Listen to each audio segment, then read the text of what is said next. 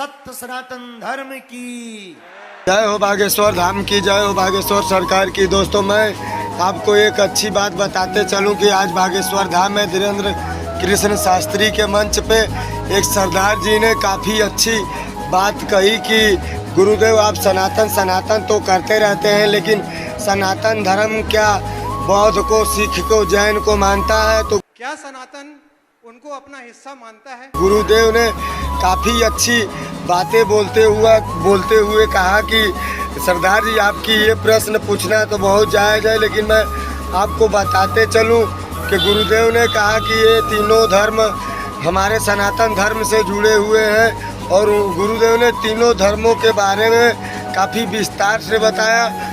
सिख धर्म की जो भूमिका सनातन धर्म की, भारत का नाम भारत इसलिए पड़ा कि जब पांडव 5 भाई थे, जब उनको राज मिल गया, अब सारी युद्ध जीतने के बाद, तो भरत बच्चे थे अपनी माँ शकुंतला के पास। तो भरत ने बोला कि हे माँ, हमें कौन सा राज मिलेगा?